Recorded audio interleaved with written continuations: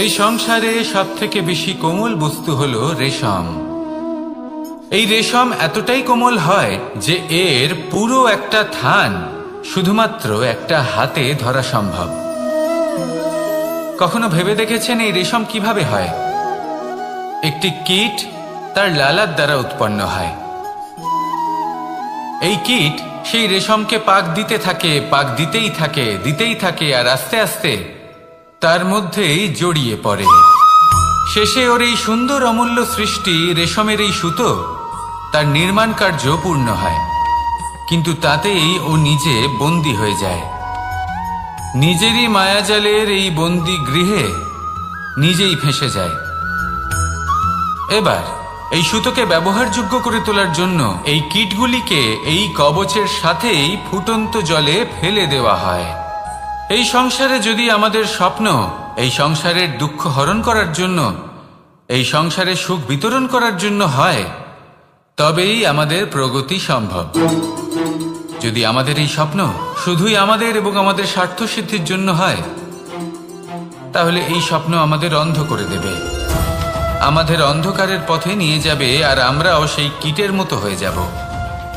নিজেদেরই মায়াজালে আমরা নিজেই ফেঁসে যাব, আর শেষে আমরা যদি কিছু লাভ করি তা হবে একাকিত্ব, অন্ধকারময় মৃত্যু।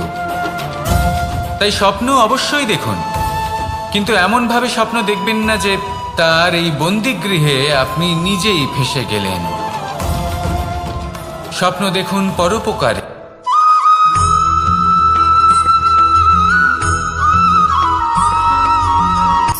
শক্তি শক্তি অর্জন করা এতটা কঠিন নয় যতটা শক্তি লাভ করার পরে সেই শক্তি সামলানো কঠিন হয়।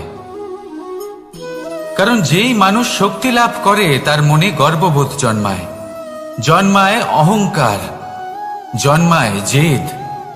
তাই শক্তি প্রাপ্ত করার সাথে বিনম্র থাকাও অত্যন্ত আবশ্যক। আর এটা আমাদের শেখা উচিত বৃক্ষের থেকে। বৃক্ষ যা আমাদের ফল দেয়, বৃক্ষ যা যত ফল দেয় ততটাই ঝুঁকে যায়। আমরা পাথর মারি ওই বৃক্ষের থেকে ফল প্রাপ্ত করার জন্য। সেই পাথরের মার সহ্য করেও বৃক্ষ আমাদের ফল দেয়। কোনো গর্ববোধ নেই, কোনো অহংকার বোধ নেই, আর সেই জন্য এই বৃক্ষের পুজো করা হয়। এটাই হলো মাহাত্ম্য শক্তির সাথে বিনম্রতার। যদি এই শক্তি সৃজন করে থাকে, সাহায্য করে থাকে, সম্বল হয়ে থাকে, তবেই সেই শক্তি উপযুক্ত। আর নয়তো সেই শক্তি একদিন আপনাকে আসক্ত অবশ্যই করবে। তাহলে শক্তি অবশ্যই অর্জন করুন, কিন্তু তার সাথে সেই শক্তি সামলানোর মতো বিবেকও আপনাকে অবশ্যই জাগ্রত করতে হবে। তাহলে আসুন আমার সাথে ভালোবেসে বলুন রাধা রাধা।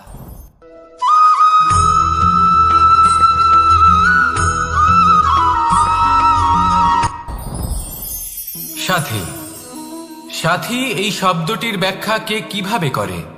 মিত্র, সখা, বন্ধু।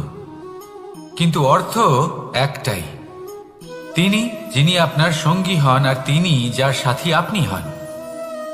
এবার সব থেকে বড় প্রশ্ন হলো এটাই যে তিনি কে হতে পারেন যাকে আপনি আপনার সাথী বলে মেনে নিতে পারেন, নিজের সখা, নিজের মিত্র, নিজের বন্ধু মেনে নিতে পারেন। আপনার সাথী হলেন তিনি যিনি দুঃখের সময় আপনার পাশে থাকবেন, আপনার হাত ধরে থাকবেন। আপনার সাথী হলেন তিনি যার হাত আপনি নিজের সুখের দিনে ধরে থাকবেন। সেই সাথীরই হাত ধরুন যিনি দুঃখে সবসময় আপনাকে সাহায্য করার জন্য তৎপর হয়ে থাকেন, আপনার পাশে থাকেন, আর যাকে সুখের দিনে আপনি আপনার সাথে রাখতে পারেন। আর যখন আপনার সাথে আপনার এই সাথী থাকবে তখন আপনি এটা বুঝবেন যে যখন জীবনে দুঃখ আসে তখন এই দুঃখ কমে যায়, সবার মধ্যে ভাগ হয়ে যায়। আর যদি তখন সুখ আসে তাহলে সেটা সবার উপস্থিতিতে আরো বেড়ে যায়। এটাই হলো প্রেম, এটাই হলো ভালোবাসা, এটাই হলো সঙ্গ। যেমন সম্পর্ক আমার আর রাধার মাঝে। তাহলে আসুন আর আমার সাথে ভালোবেসে বলুন রাধা রাধা।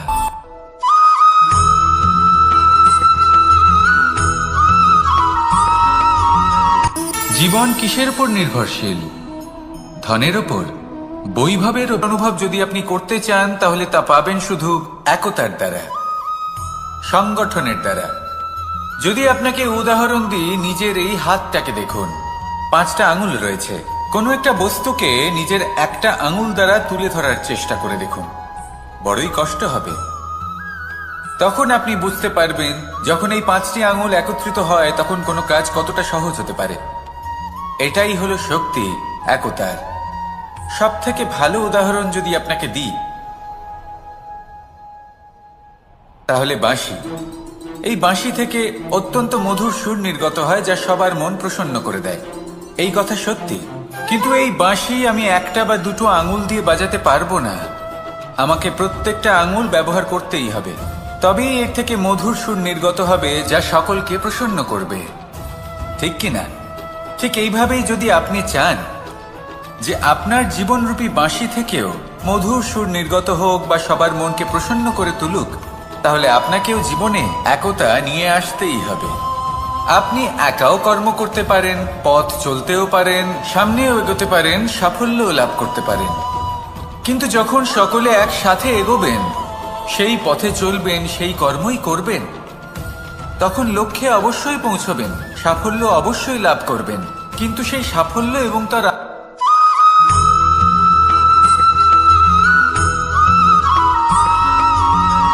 পুরুষার্থ।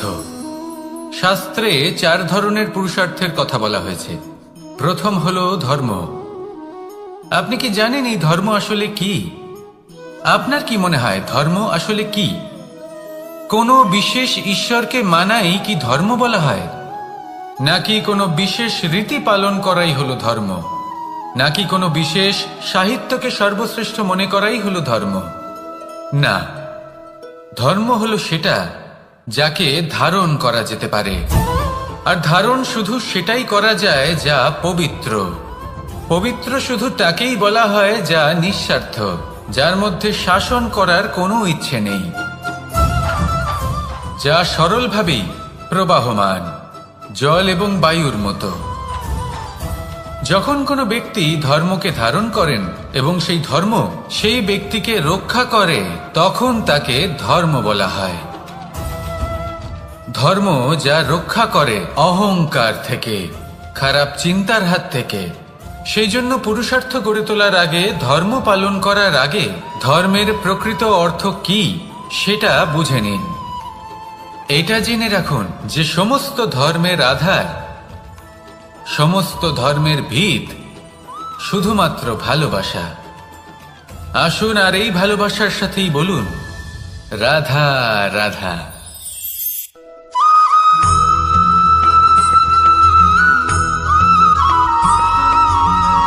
কেউ বলে জীবন খুব ক্ষণস্থায়ী, কেউ বলে জীবন হলো একটা সুন্দর স্বপ্নের মতো, আবার কেউ বলবে জীবন হলো এক কঠোর সত্য। কিন্তু জীবন আসলে কি? জীবন হলো আপনারই প্রতিবিম্ব, একটা দর্পণ। অর্থাৎ আপনি জীবনকে সেইভাবেই পাবেন যেরকম আপনি নিজেকে প্রতিপন্ন করবেন। যদি আপনি দর্পণের দিকে তাকিয়ে হাসেন, তাহলে আপনি সামনে হাসি মুখী দেখতে পাবেন। এবার যদি আপনি গম্ভীর হয়ে থাকেন, তাহলে আপনি একজন রুষ্ট ব্যক্তি দেখতে পাবেন। শেষে সবথেকে বেশি গুরুত্বপূর্ণ হলো আপনার চেষ্টা। আপনাকে সবসময় চেষ্টা করতে হবে যাতে আপনি নিজেকে প্রসন্ন এবং ইতিবাচক মনোভাবে রাখেন।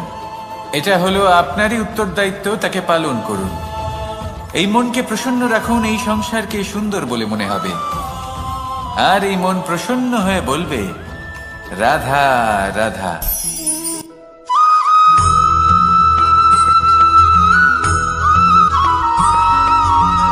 এই সংসারে প্রত্যেক মানুষ এটাই চান যে তিনি যেন ধনবান হন, আর্থিক অবস্থা তার ভালো থাকে, ওনার বাড়িতে লক্ষ্মীর আগমন হয়। কিন্তু সেটা হবে কি করে, সেটাই হলো প্রশ্ন। কেউ বলেন যে যদি পরিশ্রম করো তাহলে ধন অর্জন সম্ভব, কেউ বলেন যে যদি বিদ্যা লাভ হয় তবেই ধন অর্জন সম্ভব, কেউ বলেন যে যদি বলশালী হও তবেই সম্পন্ন থাকবে।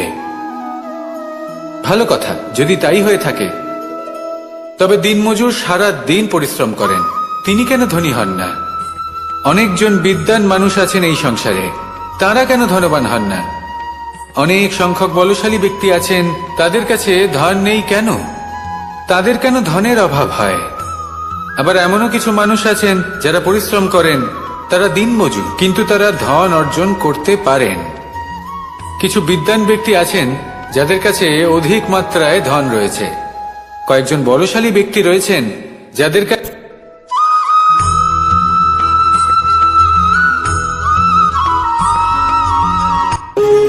যখন মানুষের মৃত্যু হয় তখন কি হয়? অনেক সংখ্যক মানুষ শোক পালন করতে চলে আসেন।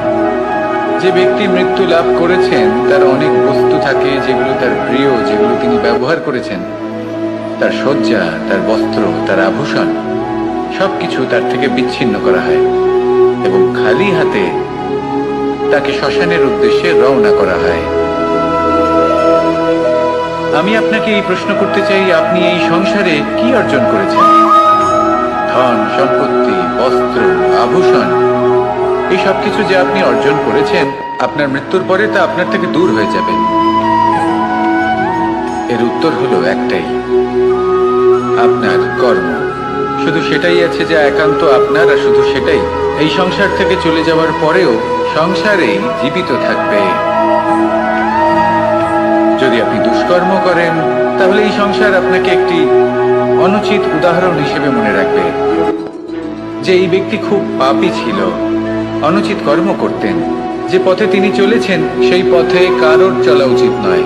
সেখানেই যদি আপনি সৎকর্ম করেন তাহলে সংসার চিরকাল এটাই বলবে যে খুব ভালো মানুষ ছিলেন, সবাইকে ভালোবাসতেন, সবাইকে সাহায্য করতেন, আমার খুব প্রিয় মানুষ ছিলেন।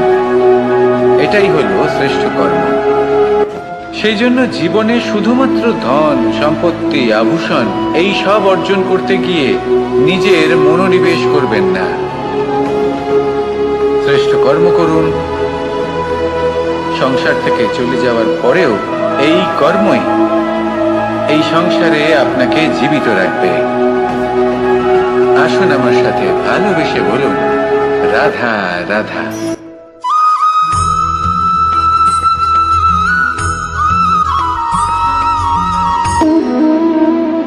সম্পর্ক হলো আমাদের জীবনের একটি আধার। কিছু সম্পর্ক এমন যে আমরা জন্মসূত্রে লাভ করি, যেমন পরিবার, মা, বাবা। কিছু সম্পর্ক আছে যে আমরা জীবনে অর্জন করে থাকি, তা সে প্রেমের হোক, স্নেহের হোক বা বন্ধুত্বের। এই সকল সম্পর্ক লাভ করার বা গড়ে তোলার 5টি ধাপ রয়েছে। প্রথম ধাপ, কোনো ব্যক্তির সাথে আলাপ হওয়া, তার সাথে কথা বলা বা তাকে দেখা। দ্বিতীয় ধাপ, সে ব্যক্তিকে আমাদের ভালো লাগা। তৃতীয় ধাপ, আমাদের এটা চাইতে শুরু করা যে জীবনে এই ব্যক্তি যেন আমাদের বন্ধু হন, আমাদের জীবনে থাকেন, বা আমাদের কাউকে ভালোবেসে ফেলা। আর এটা আমাদের ভাবা বা চাওয়া যে সেই ব্যক্তি যেন আজীবন আমার সাথে থাকেন, আমার জীবনে আমার সাথী হয়ে। চতুর্থ ধাপ, লাভ করা।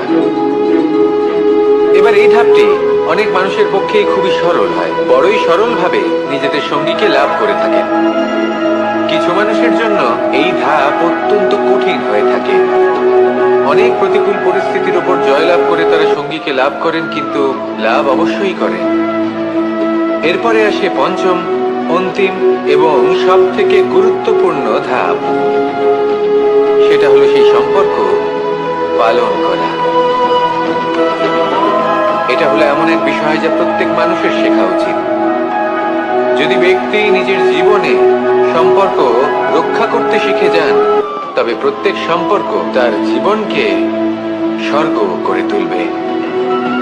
আসুন আর আমার সাথে ভালোবেসে বলুন, রাধা রাধা।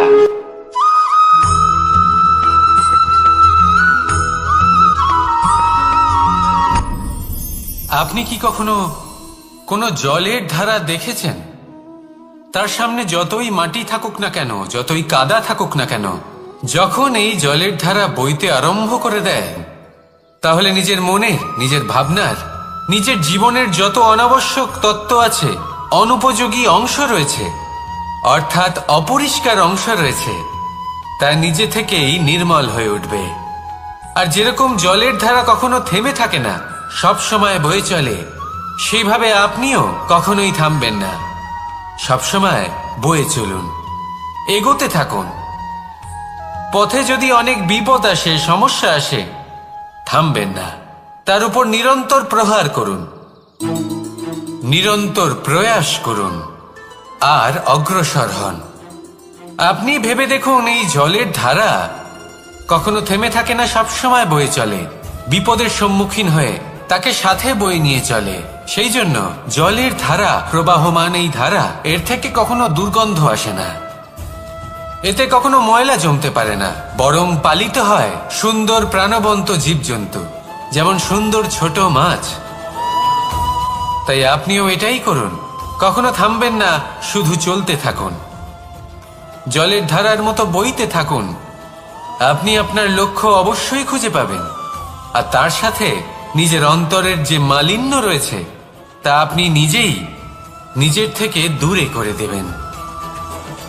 তাহলে আসুন আর আমার সাথে ভালোবেসে বলুন, রাধা রাধা।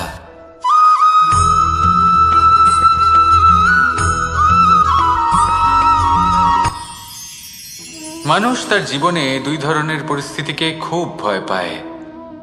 এক, কোনো কারণবশত কারোর সামনে নত হওয়া।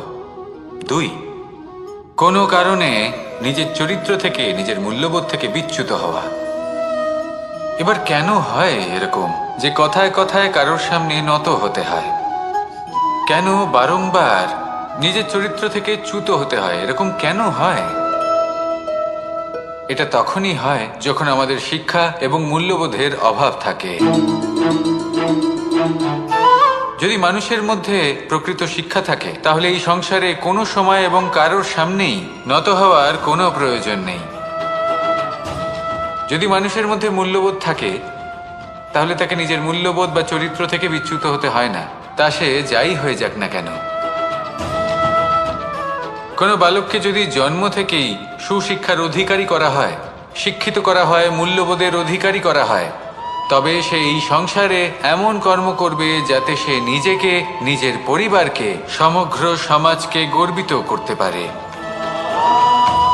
শিক্ষা লাভ করুন, মূল্যবোধ লাভ করুন এবং আমার সাথে ভালোবেসে বলুন, রাধা রাধা।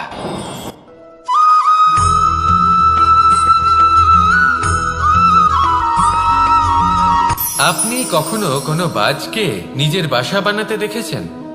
এই বাজ যখনই কোনো বাসা বানায়, তখন উঁচু গাছের ডালে বা কোনো পর্বতের শিখরে বাসা বানায়, অনেক উচ্চতায়, আর সেখানে তার সন্তানও জন্মগ্রহণ করে। যখন এই সন্তানেরা জন্মায়, তখন এই বাজ খুবই ভালোবেসে এবং খুব সাবধানে এদের পালন পোষণ করে, নিজের ঠোঁট দিয়ে তাদের ঠোঁটে খাবার পরিবেশন করে। কিন্তু যেই সেই সন্তানেরা হৃষ্টপুষ্ট হয়ে যায় এবং সেই কথা বাজ নিজে বুঝতে পেরে যায়, সেই বাজ নিজেই সেই বাসা ছিন্ন ভিন্ন করে দেয়। সেই সন্তান যাদের সবেমাত্র ডানা গজিয়েছে, কিভাবে উঠতে হয় তারা জানে না, সেই সন্তানগুলিকে উচ্চতা থেকে ঠেলে দেয়। সেই সন্তান প্রথমে ভয়ভীত হয়ে যায়, তারা সামনে মৃত্যুকে দেখতে পেয়ে ভয়ের কারণে তাদের ডানা ঝাপটাতে থাকে, আর সেই প্রক্রিয়াতেই সেই সন্তানগুলি উড়তে শুরু করে দেয়। এবার এই ঘটনায় আমরা কি শিক্ষা পেতে পারি? এটাই, যদি আপনি মাতা পিতা হন, তাহলে নিজের সন্তানকে অবশ্যই স্নেহ করুন, কিন্তু তাদেরকে নিজের আঁচলের তলায় বেঁধে রাখবেন না। যদি আপনি চান আপনার সন্তান জীবনে উন্নতি করুক, তাহলে নিজের মুঠো থেকে তাদের স্বতন্ত্র করে দিন, এই সংসারে সংঘর্ষ করতে দিন। সেই সন্তান নিজেই বুঝতে পারবে যে জন্মের সময় পাওয়া ডানা কি করে ব্যবহার করতে হয়, আর আপনার চোখের সামনে আপনার সন্তান এই আকাশে উড়তে থাকবে। তাহলে আসুন আমার সাথে ভালোবেসে বলুন, রাধা রাধা।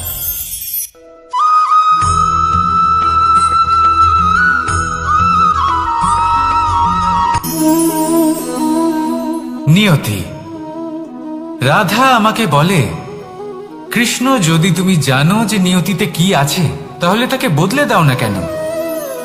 মহাদেব আমাকে বলেন যে শ্রীকৃষ্ণ, যদি আপনি এটা জানেন যে সাম্বের নিয়তি এটাই, তাহলে আপনি তাকে বদলানোর চেষ্টা কেন করেন? কেন? কারণ আমি একজন পিতা, আর পিতার কর্তব্য এটাই, তিনি যেন সম্ভাব্য সব চেষ্টা করেন নিজের সন্তানের মঙ্গলের জন্য। নিয়তি আমি জানি, কিন্তু এটাও আমি জানি যে কর্মের থেকে বড় আর কোনো নিয়তি হতে পারে না। অভিজ্ঞতাও রয়েছে যে কর্মের হাতে নিয়তির এই চক্র বদলে যেতে পারে। তাই জীবনে যদি আপনার কখনো এমন মনে হয় যে এটা তো অসম্ভব, তখনও চেষ্টা করা কখনোই ছাড়বেন না।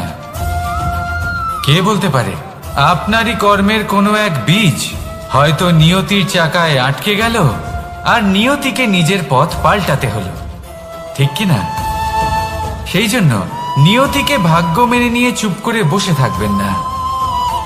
নিজের নিয়তি স্বয়ং নিজের কর্মের দ্বারা নির্ধারিত করুন, কারণ আপনার এই কর্মের ওপরেই আপনার অধিকার রয়েছে। আর এই অধিকারকে নিয়তি অনেক সময় সম্মানও করে। তাহলে আসুন আর আমার সাথে ভালোবেসে বলুন, রাধা রাধা।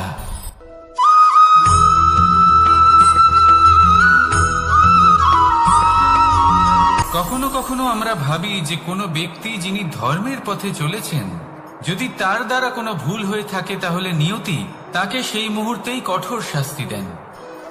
কিন্তু সেই সব মানুষ যারা সংসারের সব থেকে বড় অধর্মী, বহু নিকৃষ্ট মানের কাজ করেন, তাদের নিয়তি অনেক সুযোগ দেন।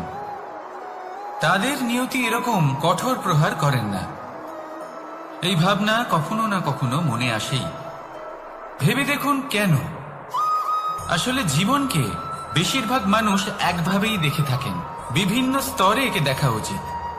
এবার আপনি বলুন, এই সংসারে কোনো অধর্মী কখনো প্রেরণার উৎস হতে পারেন? কখনোই নয়।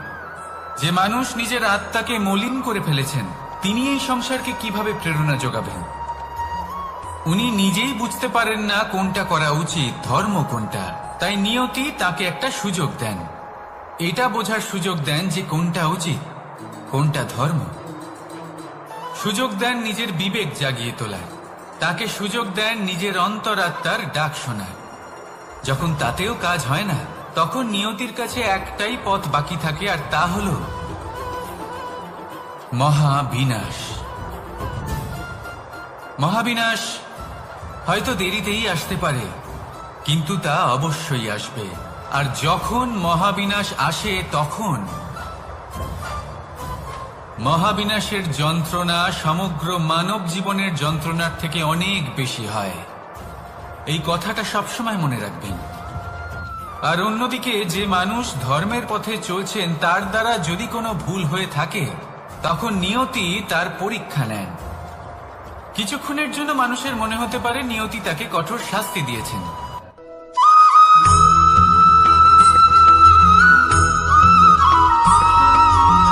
এই সংসারে কখনো কোনো ব্যক্তিকে তার বাইরের পোশাক দেখে বিচার করার চেষ্টা করবেন না। এটা খুব বড় ভুল করবেন। যেমন আমরা জীবনে অনেক সময় এমন করি, ধরুন কোথাও একটা গাছ দেখলাম, খুব বিশাল আকারের একটা গাছ, যেটা মাটির থেকে অনেক উঁচুতে পৌঁছে গেছে, যার বিশাল শাখা আছে। সেগুলো দেখে আমরা ভাবি যে এই গাছে হয়তো কত সুস্বাদু ফল আছে। আমরা সেই গাছের পরিচর্যা করতে থাকি। আবার অন্যদিকে হলো একটি তৃণ, যেটা মাটি থেকে কিছুটা উঁচুতে পৌঁছেছে, কিন্তু সেই তৃণর নিচে, মাটির নিচে অত্যন্ত সুস্বাদু ফল বা সবজি জন্ম নেয়, যা আমাদের স্বাস্থ্যের পক্ষে অত্যন্ত উপকারী। সেই জন্য কখনো আবরণ দেখে কাউকে বিচার করতে চেষ্টা করবেন না। তার বদলে এটা বোঝার চেষ্টা করুন যে আপনার সামনে যে ব্যক্তি আছে বা বস্তু আছে, তার বিশেষত্ব কি। যদি এই বিশেষত্ব বোঝার ক্ষমতা আপনি অর্জন করেন, যদি এই শিল্প আপনি নিজের ভেতরে জাগ্রত করেন, তাহলে এই সংসারে বিশেষত্ব কি সেটা আপনি জানতে পারবেন। আর এই সমস্ত খেলা দৃষ্টি থেকে নয়, দৃষ্টিভঙ্গি থেকে জন্ম নেয়। দৃষ্টিভঙ্গি সবসময় শুভ রাখুন, আর আমার সাথে ভালোবেসে বলুন, রাধা রাধা।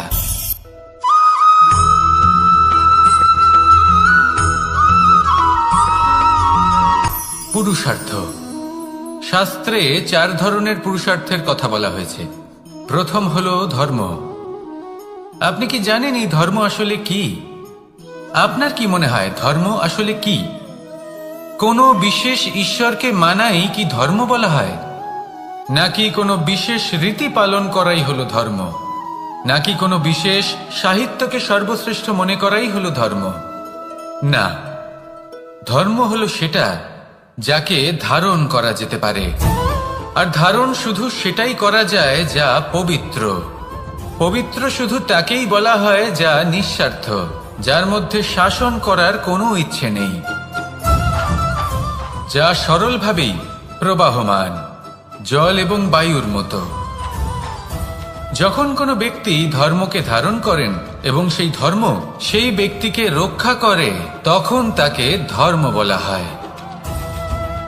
ধর্ম যা রক্ষা করে অহংকার থেকে, খারাপ চিন্তার হাত থেকে। সেই জন্য পুরুষার্থ গড়ে তোলার আগে, ধর্ম পালন করার আগে ধর্মের প্রকৃত অর্থ কি সেটা বুঝে নিন। এটা জেনে রাখুন যে সমস্ত ধর্মের আধার, সমস্ত ধর্মের ভিত শুধুমাত্র ভালোবাসা। আসুন আর এই ভালোবাসার সাথেই বলুন রাধা রাধা।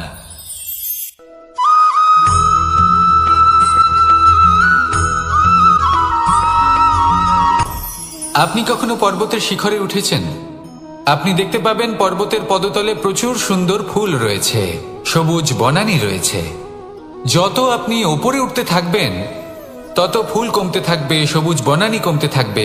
আরো কিছুটা ওপরে উঠলে কাঁটা জাতীয় গাছ দেখতে পাবেন, শুকনো গাছ দেখতে পাবেন। আরো যদি ওপরে ওঠেন তাহলে পাষাণ দেখতে পাবেন। আরো উপরে উঠলে হিমখণ্ড দেখতে পাবেন। এই যে পর্বত, তা মনুষ্য জীবনের সব থেকে উত্তম উদাহরণ। মানুষ যখন সাফল্যের শিখরে পৌঁছতে চান, মহানুভবতার শিখরে পৌঁছতে চান, পথে যত আস্তে আস্তে উপরে উঠতে থাকেন, ততই ভৌতিক বস্তু তার থেকে বিচ্ছিন্ন হতে থাকে। যদি তিনি সেই ভৌতিক বস্তুগুলি ত্যাগ না করতে পারেন, তাহলে কখনোই সেই স্থানে পৌঁছতে পারবেন না। আর মানুষ যদি উচিত ত্যাগ করতে পারেন, পথে অগ্রসর হতে থাকেন, এগোতে থাকেন, তাহলে একদিন না একদিন তিনি মহানুভবতার, জ্ঞানের, সাফল্যের হিমের স্বাদ অবশ্যই লাভ করবেন। মনে রাখবেন, মানব জীবনের ত্যাগ হলো অত্যন্ত গুরুত্বপূর্ণ অংশ। আসুন আমার সাথে ভালোবেসে বলুন রাধা রাধা।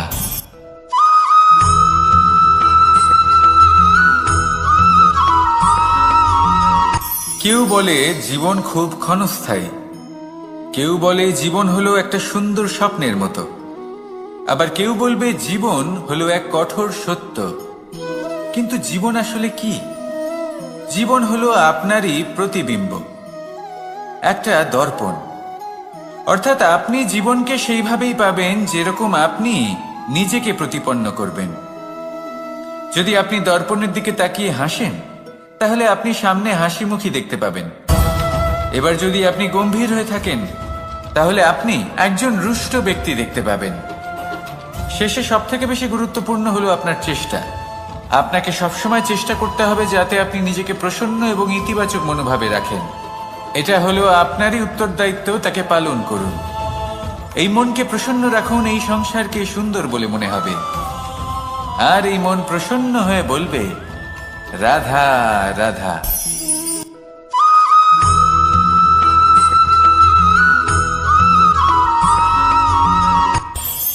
এই সংসারে আমরা প্রকাশ কোথা থেকে পাই? এর উত্তর বড়ই সরল। ভোরে যখন সূর্যোদয় হয়, তখন প্রকাশের কিরণ আমাদের ঘরে এসে পৌঁছয়। এইভাবেই আমরা প্রকাশ লাভ করি। এবার এই প্রকাশের আলোতেই আমরা সারাদিনের কাজ সম্পন্ন করি। সন্ধে হয়ে যায়, সূর্যাস্ত হয়ে যায়। আর আমাদের ঘর যাতে অন্ধকার না হয়, তার জন্য আমরা একটা প্রদীপ প্রজ্বলিত করি। এটাই ঘটে আমাদের জীবনেও।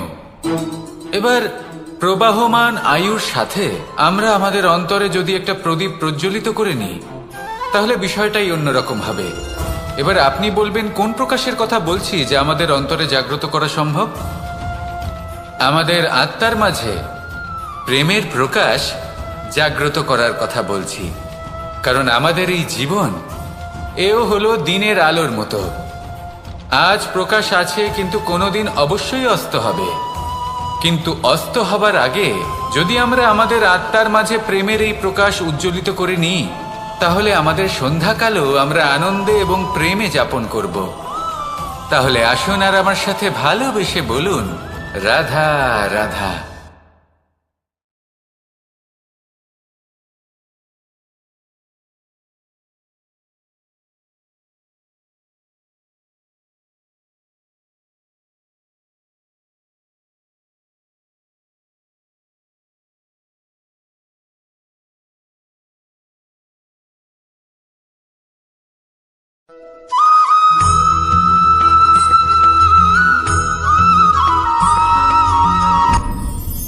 আপনি কি কখনো কোনো জলের ধারা দেখেছেন? তার সামনে যতই মাটি থাকুক না কেন, যতই কাদা থাকুক না কেন, যখন এই জলের ধারা বইতে আরম্ভ করে দেয়, তাহলে নিজের মনে, নিজের ভাবনার, নিজের জীবনের যত অনাবশ্যক তত্ত্ব আছে, অনুপযোগী অংশ রয়েছে, অর্থাৎ অপরিষ্কার অংশ রয়েছে, তা নিজে থেকেই নির্মল হয়ে উঠবে। আর যেরকম জলের ধারা কখনো থেমে থাকে না, সব সময় বয়ে চলে, সেইভাবে আপনিও কখনোই থামবেন না। সবসময় বয়ে চলুন, এগোতে থাকুন। পথে যদি অনেক বিপদ আসে, সমস্যা আসে, থামবেন না, তার উপর নিরন্তর প্রহার করুন, নিরন্তর প্রয়াস করুন আর অগ্রসর হন। আপনি ভেবে দেখুন, এই জলের ধারা কখনো থেমে থাকে না, সবসময় বয়ে চলে, বিপদের সম্মুখীন হয়ে তাকে সাথে বয়ে নিয়ে চলে। সেই জন্য জলের ধারা, প্রবাহমান এই ধারা, এর থেকে কখনো দুর্গন্ধ আসে না, এতে কখনো ময়লা জমতে পারে না, বরং পালিত হয় সুন্দর প্রাণবন্ত জীবজন্তু, যেমন সুন্দর ছোট মাছ। তাই আপনিও এটাই করুন, কখনো থামবেন না, শুধু চলতে থাকুন, জলের ধারার মতো বইতে থাকুন। আপনি আপনার লক্ষ্য অবশ্যই খুঁজে পাবেন, আর তার সাথে নিজের অন্তরের যে মালিন্য রয়েছে, তা আপনি নিজেই নিজের থেকে দূরে করে দেবেন। তাহলে আসুন আর আমার সাথে ভালোবেসে বলুন, রাধা রাধা।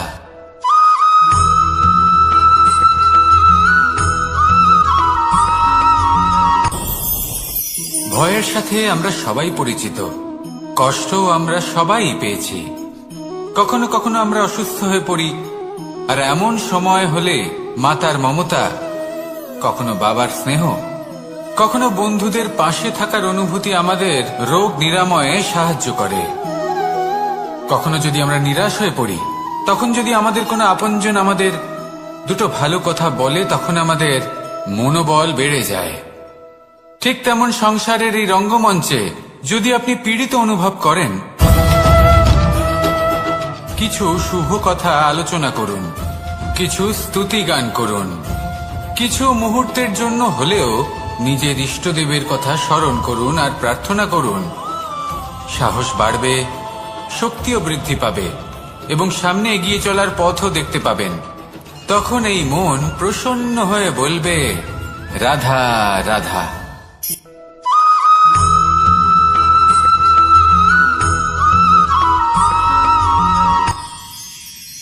মানুষ তার জীবনে দুই ধরনের পরিস্থিতিকে খুব ভয় পায়। এক, কোনো কারণবশত কারোর সামনে নত হওয়া। দুই, কোনো কারণে নিজের চরিত্র থেকে, নিজের মূল্যবোধ থেকে বিচ্যুত হওয়া। এবার কেন হয় এরকম যে কথায় কথায় কারোর সামনে নত হতে হয়? কেন বারংবার নিজের চরিত্র থেকে চ্যুত হতে হয়? এরকম কেন হয়? এটা তখনই হয় যখন আমাদের শিক্ষা এবং মূল্যবোধের অভাব থাকে। যদি মানুষের মধ্যে প্রকৃত শিক্ষা থাকে, তাহলে এই সংসারে কোনো সময় এবং কারোর সামনেই নত হওয়ার কোনো প্রয়োজন নেই। যদি মানুষের মধ্যে মূল্যবোধ থাকে, তাহলে তাকে নিজের মূল্যবোধ বা চরিত্র থেকে বিচ্যুত হতে হয় না, তা সে যাই হয়ে যাক না কেন। কোনো বালককে যদি জন্ম থেকেই সুশিক্ষার অধিকারী করা হয়, শিক্ষিত করা হয়, মূল্যবোধের অধিকারী করা হয়, তবে সে এই সংসারে এমন কর্ম করবে যাতে সে নিজেকে, নিজের পরিবারকে, সমগ্র সমাজকে গর্বিত করতে পারে। শিক্ষা লাভ করুন, মূল্যবোধ লাভ করুন এবং আমার সাথে ভালোবেসে বলুন, রাধা রাধা।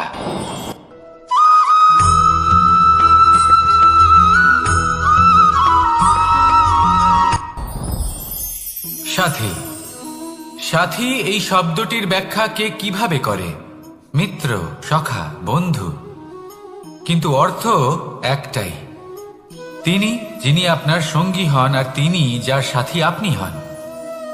এবার সব থেকে বড় প্রশ্ন হলো এটাই যে তিনি কে হতে পারেন যাকে আপনি আপনার সাথী বলে মেনে নিতে পারেন, নিজের সখা, নিজের মিত্র, নিজের বন্ধু মেনে নিতে পারেন। আপনার সাথী হলেন তিনি যিনি দুঃখের সময় আপনার পাশে থাকবেন, আপনার হাত ধরে থাকবেন। আপনার সাথী হলেন তিনি যার হাত আপনি নিজের সুখের দিনে ধরে থাকবেন। সেই সাথীরই হাত ধরুন যিনি দুঃখে সবসময় আপনাকে সাহায্য করার জন্য তৎপর হয়ে থাকেন, আপনার পাশে থাকেন, আর যাকে সুখের দিনে আপনি আপনার সাথে রাখতে পারেন। আর যখন আপনার সাথে আপনার এই সাথী থাকবে তখন আপনি এটা বুঝবেন যে যখন জীবনে দুঃখ আসে তখন এই দুঃখ কমে যায়, সবার মধ্যে ভাগ হয়ে যায়।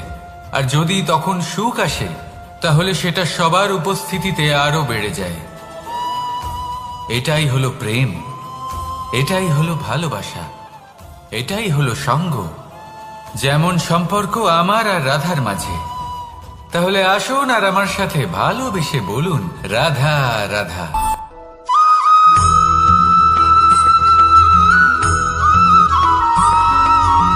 কখনো কখনো আমরা ভাবি যে কোনো ব্যক্তি যিনি ধর্মের পথে চলেছেন, যদি তার দ্বারা কোনো ভুল হয়ে থাকে তাহলে নিয়তি তাকে সেই মুহূর্তেই কঠোর শাস্তি দেন। কিন্তু সেই সব মানুষ যারা সংসারের সব থেকে বড় অধর্মী, বহু নিকৃষ্ট মানের কাজ করেন, তাদের নিয়তি অনেক সুযোগ দেন। তাদের নিয়তি এরকম কঠোর প্রহার করেন না। এই ভাবনা কখনো না কখনো মনে আসেই। ভেবে দেখুন কেন? আসলে জীবনকে বেশিরভাগ মানুষ একভাবেই দেখে থাকেন, বিভিন্ন স্তরে একে দেখা উচিত।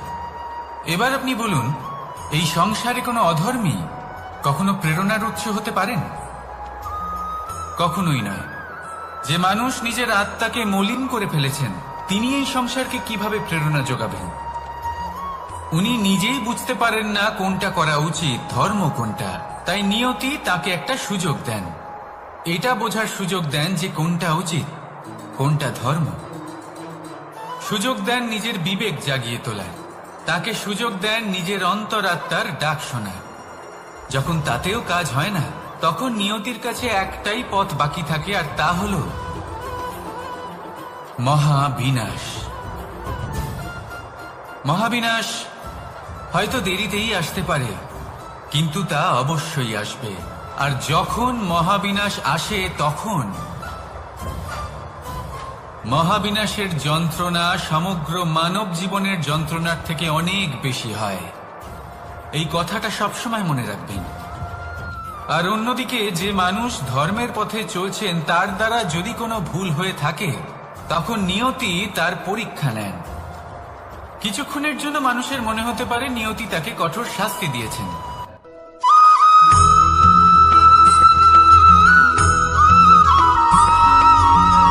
মানুষের মানসিকতা এমন হয় যে সে যতটা করে আশা করে যে তার থেকে অনেক বেশি তার বদলে সে পাবে।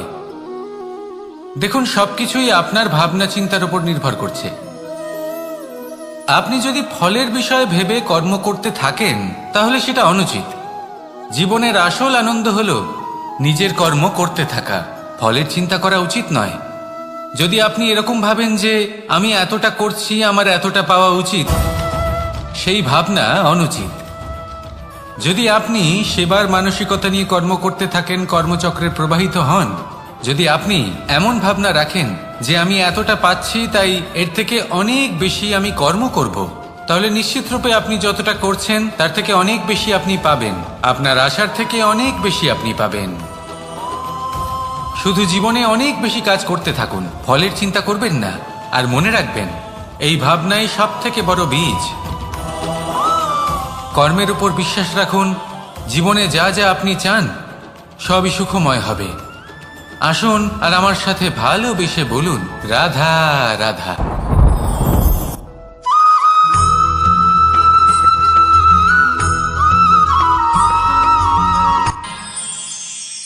আমরা সবাই সূর্যকে সম্মান কেন করি?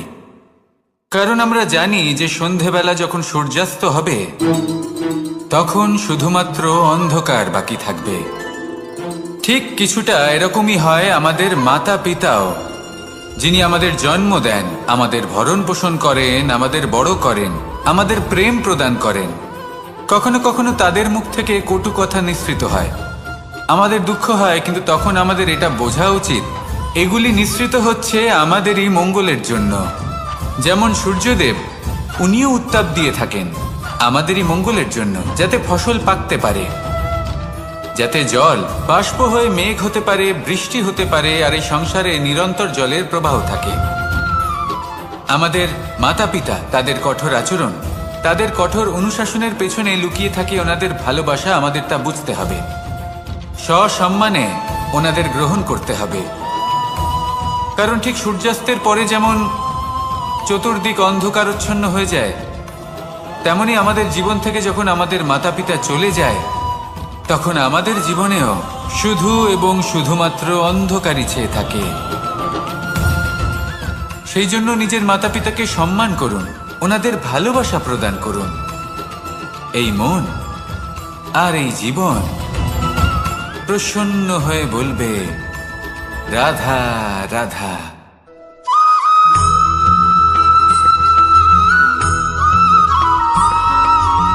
এই সংসারে কখনো কোনো ব্যক্তিকে তার বাইরের পোশাক দেখে বিচার করার চেষ্টা করবেন না, এটা খুব বড় ভুল করবেন।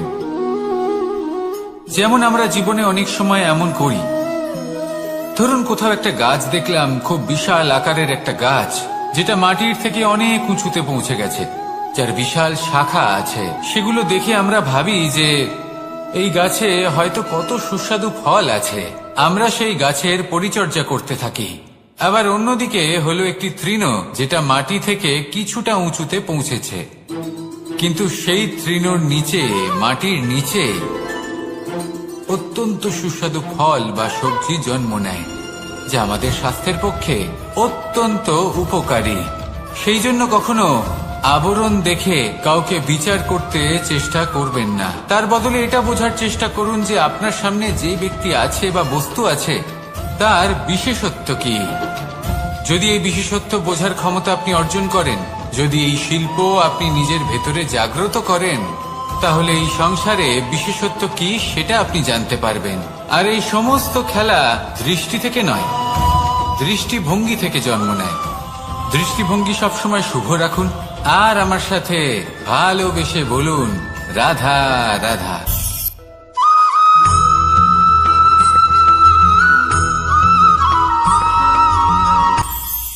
এটা হলো ধান গাছ, এর থেকে যে চাল উৎপন্ন হয় তা মানুষ গ্রহণ করেন। আর এটা কি? এ হলো জংলি ঘাস। একবার ভেবে দেখুন, যদি এই জংলি ঘাস ধান গাছের আশেপাশে থাকে তাহলে কি হবে? ধান উৎপন্ন হতে পারবে? তা উৎকৃষ্ট হতে পারবে? আমরা কি তা গ্রহণ করতে পারবো? কখনোই নয়। এই জংলি ঘাস ধানকে নষ্ট করে দেবে, কিন্তু নিজে জীবিত থাকবে। এটাই হলো আজকের শিক্ষা। এই সংসারে যদি আপনি নীতির পথে চলতে চান, উচিত কর্ম করতে চান, সংসারকে সেবা করতে চান, তাহলে জংলি ঘাসের মতো ব্যক্তিদের থেকে সবসময় দূরে থাকতে হবে। সেই ব্যক্তি যারা দুর্নীতি এবং মিথ্যা দ্বারা পরিপূর্ণ, যাদের ব্যবহার অশুভ, যাদের অনেক অশুভ গুণ রয়েছে, তারা সঠিক নয়। সেই সকল ব্যক্তি যাদের চরিত্র অত্যন্ত দুষ্ট হয়, তারা হয় শুভ চরিত্রের ব্যক্তিকে একদম নষ্ট করে দেয়, নয় নিজের মতো বানিয়ে তোলে। তাই যদি আপনি নীতির পথে চলতে চান, এই সংসারের জন্য শুভ কর্ম করতে চান, তাহলে সেই সঙ্গ লাভ করুন যে সঙ্গ জ্ঞানে পরিপূর্ণ, যাদের মধ্যে অনেক গুণ আছে, যাদের থেকে প্রতিদিন কিছু শিখতে পারবেন। এমন ব্যক্তির সাথে জীবন অতিবাহিত করুন, দুরাচারীদের থেকে দূরে থাকুন। তবেই এই মন প্রসন্ন হয়ে বলবে, রাধা রাধা।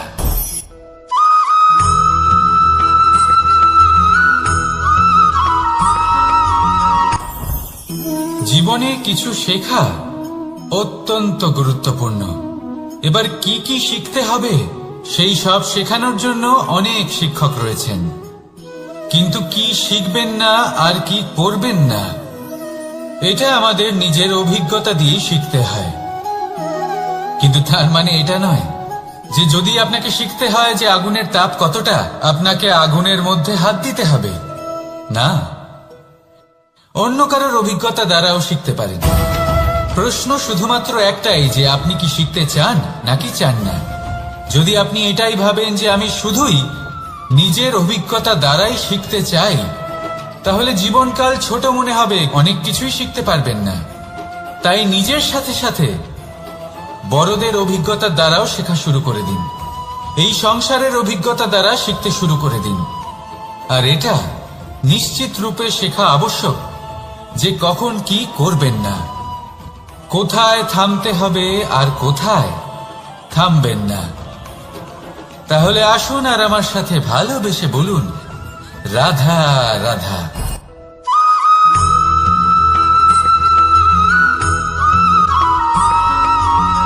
এই সংসারে সবথেকে বেশি কোমল বস্তু হলো রেশম। এই রেশম এতটাই কোমল হয় যে এর পুরো একটা থান শুধুমাত্র একটা হাতে ধরা সম্ভব। কখনো ভেবে দেখেছেন এই রেশম কিভাবে হয়? একটি কীট তার লালার দ্বারা উৎপন্ন হয়। এই কীট সেই রেশমকে পাক দিতে থাকে, পাক দিতেই থাকে আর আস্তে আস্তে তার মধ্যেই জড়িয়ে পড়ে।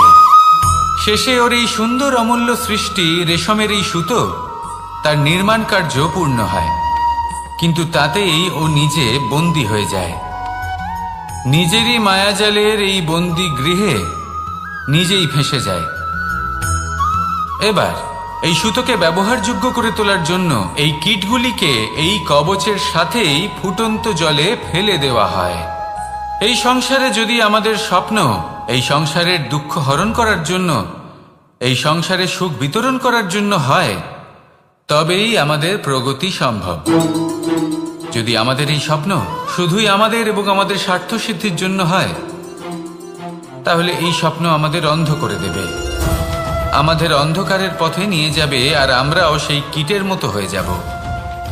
নিজেদেরই মায়াজালে আমরা নিজেই ফেঁসে যাব, আর শেষে আমরা যদি কিছু লাভ করি তা হবে একাকিত্ব, অন্ধকারময় মৃত্যু। তাই স্বপ্ন অবশ্যই দেখুন, কিন্তু এমনভাবে স্বপ্ন দেখবেন না যে তার এই বন্দিগৃহে আপনি নিজেই ফেঁসে গেলেন। স্বপ্ন দেখুন পরোপকারে।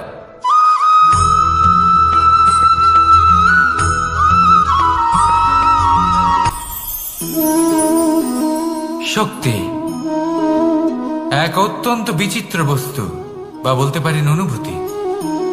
পিতা সবসময় চান যেন তিনি তার শক্তি পুত্রকে। আসুন আপনাকে সহজে বোঝাই। যদি আপনি সুপাত্র হন আর আপনাকে শক্তি দেওয়া হয়, তাহলে আপনি সেই শক্তির গুরুত্ব বুঝবেন, কোথায় সেই শক্তি প্রয়োগ করা উচিত সেটা বুঝবেন। আর এটা যেহেতু অর্জন করা শক্তি হবে, সেই শক্তির অপব্যবহার হবে না। কিন্তু যদি এই আপনি কুপাত্র হন আর যদি আপনাকে এই শক্তি দেওয়া হয়, তাহলে কি হবে? দেখতে গেলে এই শক্তি আপনি দান হিসেবে পেয়েছেন, তাই না আপনি এই শক্তির গুরুত্ব বুঝবেন আর না এর প্রয়োগ আপনি জানবেন। তার অপব্যবহার হওয়া সুনিশ্চিত। তাই যদি আপনি কোনো শক্তি অর্জন করতে চান, তাহলে আগে তার যোগ্য হয়ে উঠুন, পুত্র নয় পাত্র হয়ে উঠুন। আর আমার সাথে ভালোবেসে বলুন রাধা রাধা।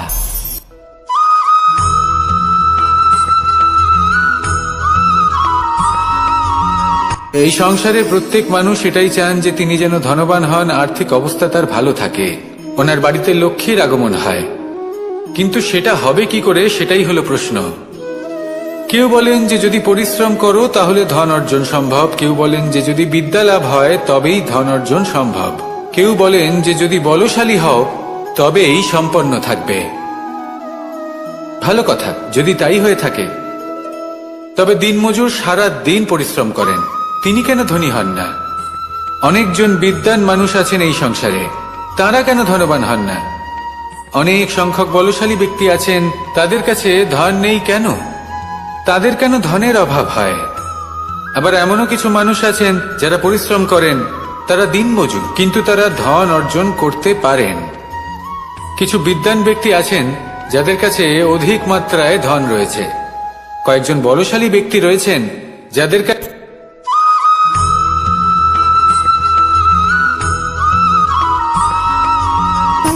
সুখ, দুঃখ এবং শক্তি, এই তিন হলো এই সংসারের ত্রিদেবের মতো।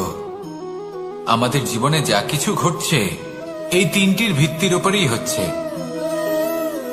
আসলে এই সংসারের একটা নিয়ম আছে, যখনই আপনি কিছু লাভ করেন এই সংসার আপনার পরীক্ষা নেয়। এটা জানার জন্য আপনার পরীক্ষা নেয় যে আপনি যা কিছুই লাভ করেছেন আপনি কি আদৌ সেটার যোগ্য কিনা। ঠিক সেইভাবেই এই সুখ, দুঃখ এবং শক্তি আপনার পরীক্ষা নিয়ে থাকে। যখন সুখ আসে তখন সে আপনার পরীক্ষা নেয় যে আপনার মধ্যে অহংবোধ জাগ্রত হয়নি তো। যদি অহংবোধ চলে আসে তাহলে সুখ সেখানেই সঙ্গ ত্যাগ করে। দুঃখ আপনার ধৈর্যের পরীক্ষা নিতে থাকে, আর যদি আপনার মধ্যে ধৈর্য না থাকে তাহলে এটা আপনাকে আরো বেশি দুঃখের গভীর অন্ধকারে ঠেলে দেবে। সেখানে শক্তি পরীক্ষা নেয় আপনার বিনম্রতার। যদি আপনি বিনম্র না হন তাহলে হয় এই শক্তি আপনার সঙ্গ ত্যাগ করবে, নয় এই শক্তি বিনম্রতার অভাবে আপনার পতনের কারণ হতে পারে। এই সংসারে যে কোনো ব্যক্তি যিনি এই পরীক্ষায় উত্তীর্ণ হয়ে থাকেন এই জীবনে তিনি সাফল্য লাভ করেন। আসুন আমার সাথে ভালোবেসে বলুন, রাধা রাধা।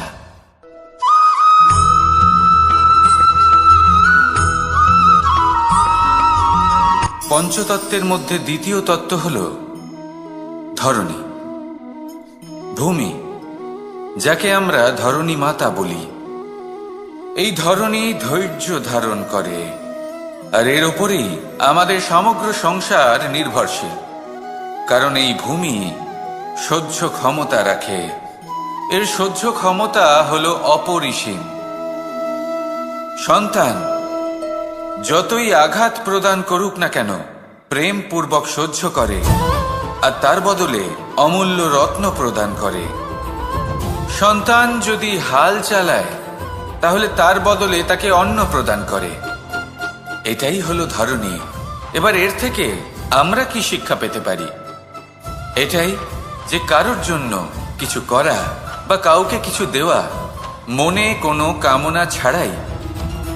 আর এই কথাটা বুঝে যান, যদি কারোর জন্য কামনা না রেখে বা কোনো পাওয়ার আশা না রেখে কারোর জন্য কিছু করেন বা কারোকে কিছু দেন, যদি এটা আপনি শিখতে পারেন তবে আপনি ভালোবাসতে শিখে গেছেন। আর সেই জন্যই এই ধরিত্রীকে মাতা বলা হয়। কারণ মাতা শুধু উনি নন যিনি গর্ভে সন্তানকে ধারণ করেন, মাতা তো উনিও যিনি জীবন বাঁচতে শেখান, যিনি জীবন বাঁচার উদাহরণ প্রদান করেন। তাহলে ধরণীর থেকে এই নিঃস্বার্থ ভাব শিখুন, নিঃস্বার্থ ভালোবাসা শিখুন, আর এই ভালোবাসার সাথেই বলুন, রাধা রাধা।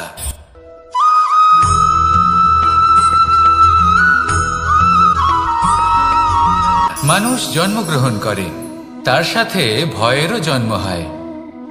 ছোটবেলা থেকেই আমাদের মনে কোনো না কোনো প্রকারের ভয় থেকেই যায়। কেউ এই বিষয়ে ভয় পায় যে তার কোনো বস্তু তার থেকে দূরে চলে যাবে, কেউ এই বিষয়ে ভয় পায় যে আমি নিজেকে হারিয়ে ফেলব, কেউ এই ভেবে ভয় পায় যে আমার প্রিয়জনেরা তারা যেন আমার থেকে দূরে না চলে যায়, কেউ এই ভেবে ভয় পায় যে আমরা যেন পথ না হারিয়ে ফেলি, আদি ইত্যাদি। কিন্তু সত্যি কথা বলতে ভেবে দেখুন এই ভয় বাস্তবে কি?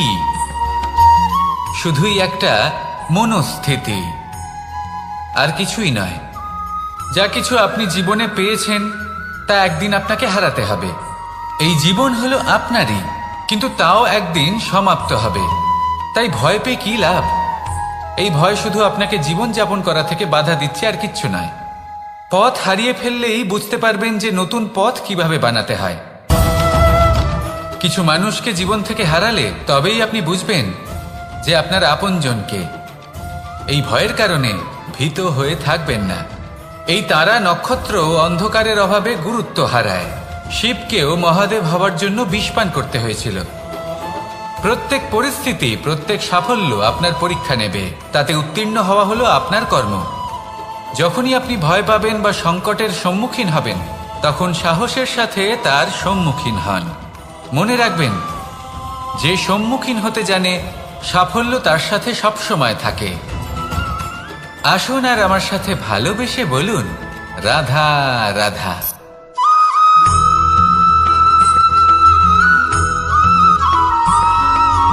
জীবনে অগ্রসর হওয়ার জন্য আমাদের কাকে প্রয়োজন হয়? মাতা পিতা, বন্ধু, প্রেম, সাহায্য, অর্থ, পরিশ্রম, আশা। ভিন্ন ভিন্ন মানুষ ভিন্ন ভিন্ন বিকল্প চয়ন করে। যদি আমি আপনাকে বলি, তাহলে জয় আর পরাজয়ের মন্ত্র দুটো শব্দের উপর নির্ভর করে, মেনে নেওয়া আর দৃঢ় হওয়া। যদি মেনে নেন তাহলে হেরে যাবেন, যদি দৃঢ় হন তাহলে নিশ্চিত রূপে জয়ী হবেন। যদি কখনো আপনি ক্লান্ত হয়ে ওঠেন, আপনি দুঃখী হন, পুরোপুরি ভেঙে পড়েছেন, তখন মেনে নেবেন না যে আপনি ভেঙে পড়েছেন, নয়তো হেরে যাবেন।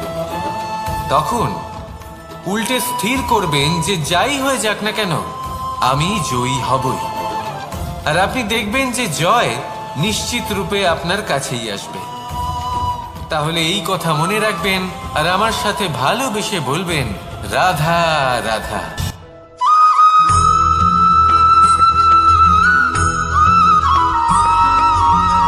এই সংসারে কোনো বস্তু হোক বা ব্যক্তি হোক, তার একার গুরুত্ব কিন্তু খুব বেশি নয়। একটা উদাহরণ হিসেবে বৃষ্টির ফোঁটাকে ভেবে দেখুন। যদি একটি বৃষ্টির ফোঁটা হয় তাহলে তার খুব বেশি গুরুত্ব থাকে না।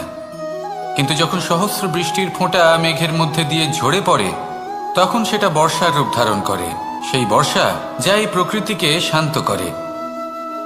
সেইভাবেই পাথরের ছোট টুকরো, তার খুব বেশি গুরুত্ব থাকে না। কিন্তু যখন অসংখ্য পাথরের টুকরো একত্রিত হয়, তখন তা পর্বতের আকার ধারণ করে।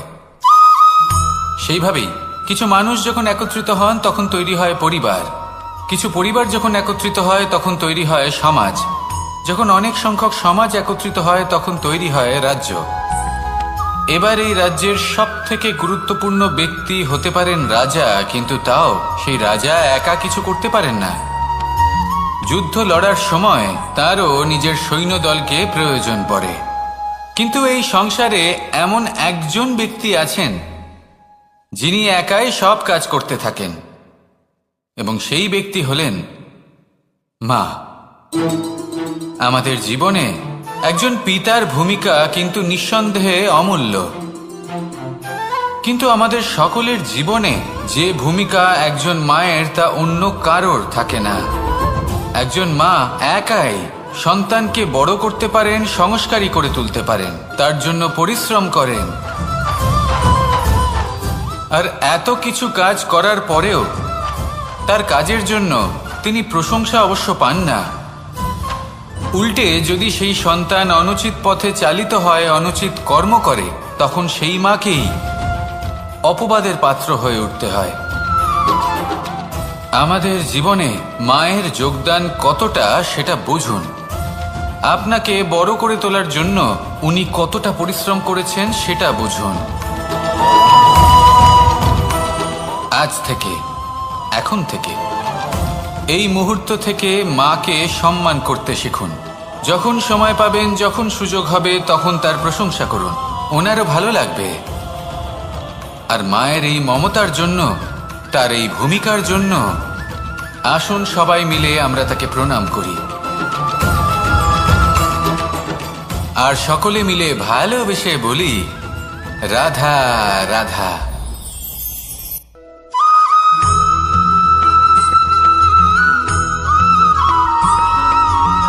এই সংসারের সব থেকে গুরুত্বপূর্ণ তত্ত্ব কোনটা? প্রথম হলো সময়। জন্ম থেকে মৃত্যু পর্যন্ত এই যে সময়, এটাই তো হলো জীবন। দ্বিতীয় হলো জীবন, যাতে আমরা সময়ের সদ্ব্যবহার করি, শ্রেষ্ঠ থেকে শ্রেষ্ঠতর কাজ করার চেষ্টা করি। বহু বছরের এই পরম্পরা, এই সংস্কৃতিকে এগিয়ে নিয়ে যাওয়ার চেষ্টা করি। এই সংসারে আমরা অংশগ্রহণ করতে চেষ্টা করি। তৃতীয় হলো ধন, সেই ধন যা প্রত্যেক ব্যক্তি অর্জন করতে চেষ্টা করেন। এবার এই তিনটি তত্ত্বের মধ্যে একটা সামঞ্জস্য আছে, সমান ব্যাপার আছে। সে ধনই হোক বা সময় হোক বা হোক জীবন। আর সেই সমান ব্যাপার হলো যে যদি আপনি এটা গণনা করতে থাকেন তাহলে তা কমতে থাকে, যদি আপনি এটা ব্যবহার করেন তাহলে তা বাড়তে থাকে। একে সংগঠিত করে রাখতে চেষ্টা করলে এ হাত থেকে ফসকে যায়, কিন্তু যদি আপনি একে সামলে রাখতে শিখে যান তাহলে এমন কাজ করবেন যাতে সংসারের সাথে সাথে পরবর্তী প্রজন্ম লাভবান হবে। যদি কিছু শিখতে চান তাহলে সামলাতে শিখুন, গণনা করা বা সংগঠিত করা নয়। আসুন আর আমার সাথে ভালোবেসে বলুন, রাধা রাধা।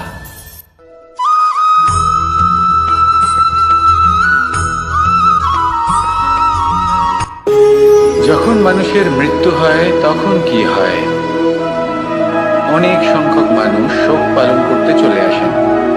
যে ব্যক্তি মৃত্যু লাভ করেছেন তার অনেক বস্তু থাকে যেগুলো তার প্রিয়, যেগুলো তিনি ব্যবহার করেছেন। তার শয্যা, তার বস্ত্র, তার আভূষণ সবকিছু তার থেকে বিচ্ছিন্ন করা হয় এবং খালি হাতে তাকে শ্মশানের উদ্দেশ্যে রওনা করা হয়। আমি আপনাকে এই প্রশ্ন করতে চাই, আপনি এই সংসারে কি অর্জন করেছেন? ধন, সম্পত্তি, বস্ত্র, আভূষণ, এই সব কিছু যে আপনি অর্জন করেছেন, আপনার মৃত্যুর পরে তা আপনার থেকে দূর হয়ে যাবে। এর উত্তর হলো একটাই, আপনার কর্ম। শুধু সেটাই আছে যা একান্ত আপনার, আর শুধু সেটাই এই সংসার থেকে চলে যাওয়ার পরেও সংসারেই জীবিত থাকবে। যদি আপনি দুষ্কর্ম করেন তাহলে এই সংসার আপনাকে একটি অনুচিত উদাহরণ হিসেবে মনে রাখবে যে এই ব্যক্তি খুব পাপী ছিল, অনুচিত কর্ম করতেন। যে পথে তিনি চলেছেন সেই পথে কারোর চলা উচিত নয়। সেখানেই যদি আপনি সৎকর্ম করেন তাহলে সংসার চিরকাল এটাই বলবে যে খুব ভালো মানুষ ছিলেন, সবাইকে ভালোবাসতেন, সবাইকে সাহায্য করতেন, আমার খুব প্রিয় মানুষ ছিলেন। এটাই হলো শ্রেষ্ঠ কর্ম। সেই জন্য জীবনে শুধুমাত্র ধন, সম্পত্তি, আভূষণ এই সব অর্জন করতে গিয়ে নিজের মনোনিবেশ করবেন না। শ্রেষ্ঠ কর্ম করুন। সংসার থেকে চলে যাওয়ার পরেও এই কর্মই এই সংসারে আপনাকে জীবিত রাখবে। আসুন আমার সাথে ভালোবেসে বলুন, রাধা রাধা।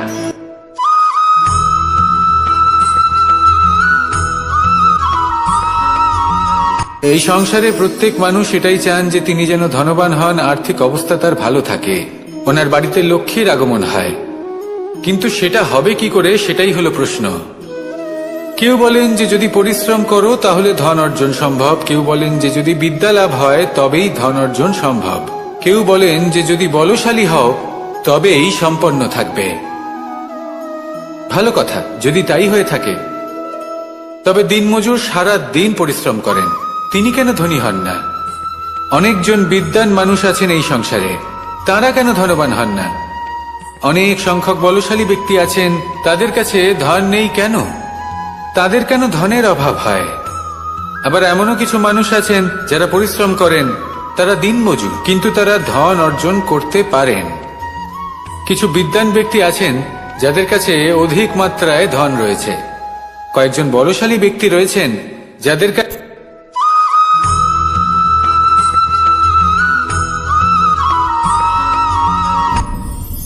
আপনি কি কখনো কোনো জলের ধারা দেখেছেন? তার সামনে যতই মাটি থাকুক না কেন, যতই কাদা থাকুক না কেন, যখন এই জলের ধারা বইতে আরম্ভ করে দেয় তাহলে নিজের মনের, নিজের ভাবনার, নিজের জীবনের যত অনাবশ্যক তত্ত্ব আছে অনুপযোগী অংশ রয়েছে, অর্থাৎ অপরিষ্কার অংশ রয়েছে, তা নিজে থেকেই নির্মল হয়ে উঠবে। আর যেরকম জলের ধারা কখনো থেমে থাকে না, সব সময় বয়ে চলে, সেইভাবে আপনিও কখনোই থামবেন না। সবসময় বয়ে চলুন, এগোতে থাকুন। পথে যদি অনেক বিপদ আসে, সমস্যা আসে, থামবেন না, তার উপর নিরন্তর প্রহার করুন, নিরন্তর প্রয়াস করুন আর অগ্রসর হন। আপনি ভেবে দেখুন, এই জলের ধারা কখনো থেমে থাকে না, সবসময় বয়ে চলে, বিপদের সম্মুখীন হয়ে তাকে সাথে বয়ে নিয়ে চলে। সেই জন্য জলের ধারা, প্রবাহমান এই ধারা, এর থেকে কখনো দুর্গন্ধ আসে না, এতে কখনো ময়লা জমতে পারে না, বরং পালিত হয় সুন্দর প্রাণবন্ত জীবজন্তু, যেমন সুন্দর ছোট মাছ। তাই আপনিও এটাই করুন, কখনো থামবেন না, শুধু চলতে থাকুন, জলের ধারার মতো বইতে থাকুন। আপনি আপনার লক্ষ্য অবশ্যই খুঁজে পাবেন, আর তার সাথে নিজের অন্তরের যে মালিন্য রয়েছে তা আপনি নিজেই নিজের থেকে দূরে করে দেবেন। তাহলে আসুন আর আমার সাথে ভালোবেসে বলুন, রাধা রাধা।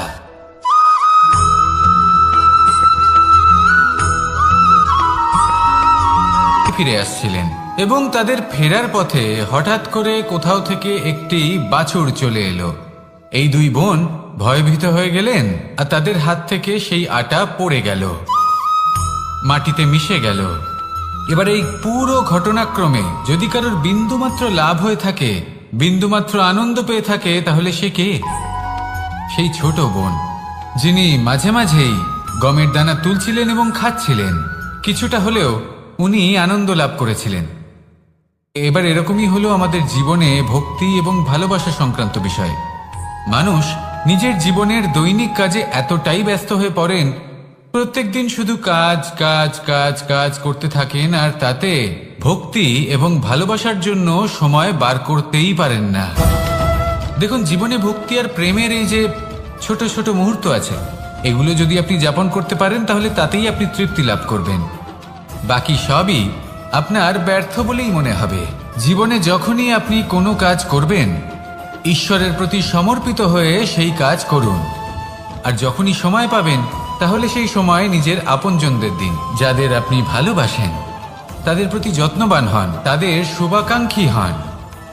এই প্রেম আর ভক্তির ছোট ছোট মুহূর্তগুলো আপনার জীবনকে চরিতার্থ করে তুলবে। আসুন আমার সাথে ভালোবেসে বলুন, রাধা রাধা।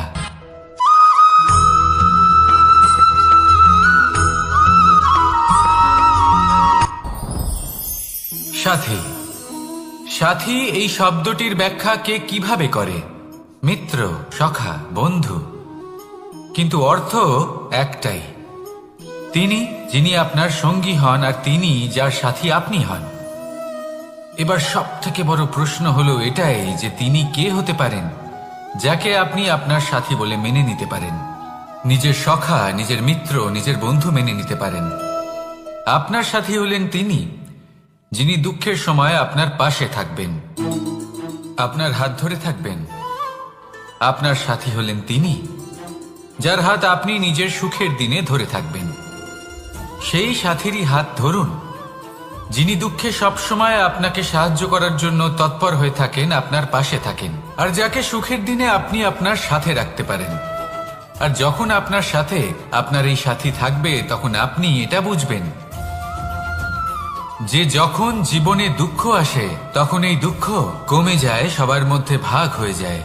আর যদি তখন সুখ আসে, তাহলে সেটা সবার উপস্থিতিতে আরো বেড়ে যায়। এটাই হলো প্রেম, এটাই হলো ভালোবাসা, এটাই হলো সঙ্গ। যেমন সম্পর্ক আমার আর রাধার মাঝে।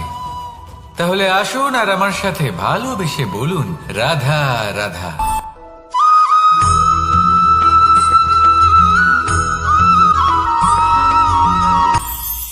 এটা হলো ধান গাছ।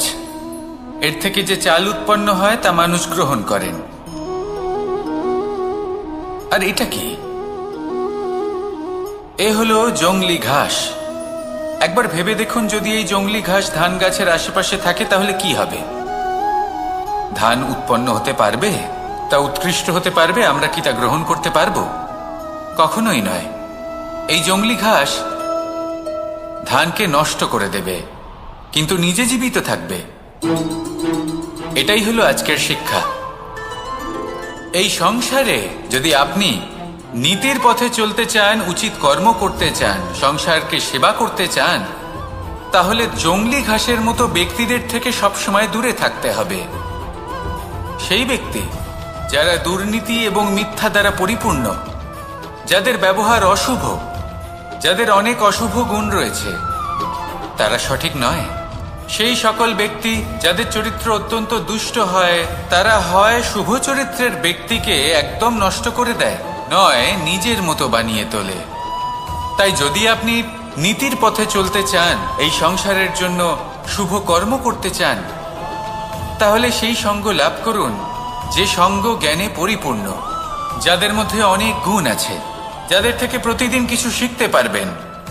এমন ব্যক্তির সাথে জীবন অতিবাহিত করুন, দুরাচারীদের থেকে দূরে থাকুন। তবেই এই মন প্রসন্ন হয়ে বলবে, রাধা রাধা।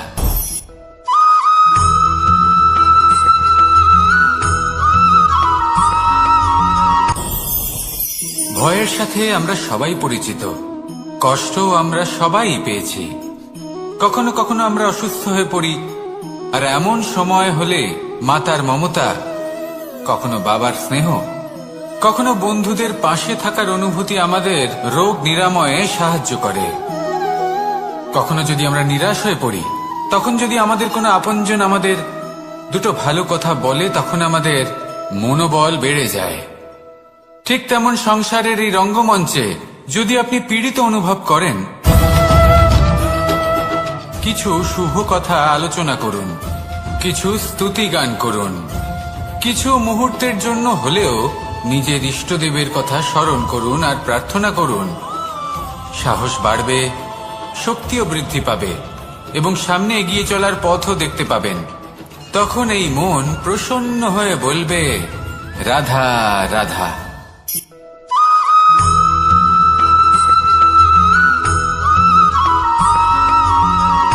জীবন কিসের উপর নির্ভরশীল? ধনের ওপর, বৈভবের অনুভব যদি আপনি করতে চান, তাহলে তা পাবেন শুধু একতার দ্বারা, সংগঠনের দ্বারা। যদি আপনাকে উদাহরণ দিই, নিজের এই হাতটাকে দেখুন, 5টা আঙুল রয়েছে। কোনো একটা বস্তুকে নিজের একটা আঙুল দ্বারা তুলে ধরার চেষ্টা করে দেখুন, বড়ই কষ্ট হবে। তখন আপনি বুঝতে পারবেন, যখন এই 5টি আঙুল একত্রিত হয়, তখন কোনো কাজ কতটা সহজ হতে পারে। এটাই হলো শক্তি, একতার। সব থেকে ভালো উদাহরণ যদি আপনাকে দিই, তাহলে বাঁশি। এই বাঁশি থেকে অত্যন্ত মধুর সুর নির্গত হয়, যা সবার মন প্রসন্ন করে দেয়। এই কথা সত্যি। কিন্তু এই বাঁশি আমি একটা বা দুটো আঙুল দিয়ে বাজাতে পারবো না, আমাকে প্রত্যেকটা আঙুল ব্যবহার করতেই হবে। তবেই এর থেকে মধুর সুর নির্গত হবে, যা সকলকে প্রসন্ন করবে। ঠিক কিনা? ঠিক এইভাবেই যদি আপনি চান যে আপনার জীবনরূপী বাঁশি থেকেও মধুর সুর নির্গত হোক বা সবার মনকে প্রসন্ন করে তুলুক, তাহলে আপনাকেও জীবনে একতা নিয়ে আসতেই হবে। আপনি একাও কর্ম করতে পারেন, পথ চলতেও পারেন, সামনেও এগোতে পারেন, সাফল্যও লাভ করতে পারেন। কিন্তু যখন সকলে একসাথে এগোবেন, সেই পথে চলবেন, সেই কর্মই করবেন, তখন লক্ষ্যে অবশ্যই পৌঁছবেন, সাফল্য অবশ্যই লাভ করবেন। কিন্তু সেই সাফল্য এবং তার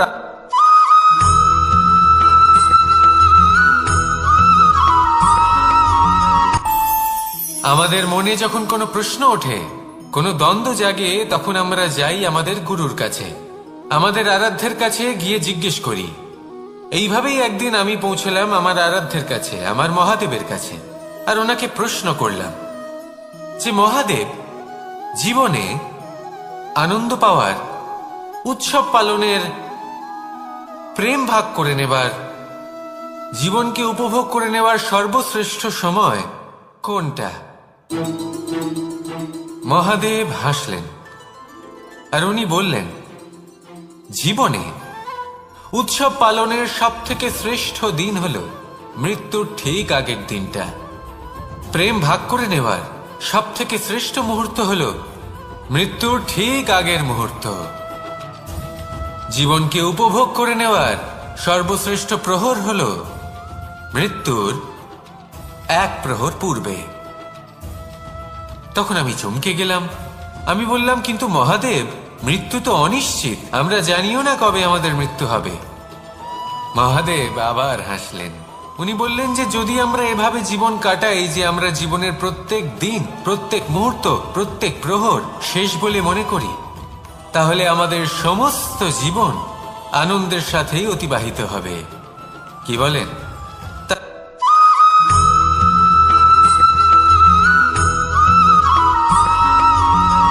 মানুষের মানসিকতা এমন হয় যে সে যতটা করে আশা করে যে তার থেকে অনেক বেশি তার বদলে সে পাবে। দেখুন, সবকিছুই আপনার ভাবনা চিন্তার উপর নির্ভর করছে। আপনি যদি ফলের বিষয়ে ভেবে কর্ম করতে থাকেন তাহলে সেটা অনুচিত। জীবনের আসল আনন্দ হলো নিজের কর্ম করতে থাকা, ফলের চিন্তা করা উচিত নয়। যদি আপনি এরকম ভাবেন যে আমি এতটা করছি, আমার এতটা পাওয়া উচিত, সেই ভাবনা অনুচিত। যদি আপনি সেবার মানসিকতা নিয়ে কর্ম করতে থাকেন, কর্মচক্রে প্রবাহিত হন, যদি আপনি এমন ভাবনা রাখেন যে আমি এতটা পাচ্ছি তাই এর থেকে অনেক বেশি আমি কর্ম করব, তাহলে নিশ্চিত রূপে আপনি যতটা করছেন তার থেকে অনেক বেশি আপনি পাবেন। আপনার আশার থেকে অনেক বেশি আপনি পাবেন। শুধু জীবনে অনেক বেশি কাজ করতে থাকুন, ফলের চিন্তা করবেন না। আর মনে রাখবেন, এই ভাবনাই সব থেকে বড় বীজ। কর্মের উপর বিশ্বাস রাখুন। জীবনে যা যা আপনি চান সবই সুখময় হবে। আসুন আর আমার সাথে ভালোবেসে বলুন, রাধা রাধা।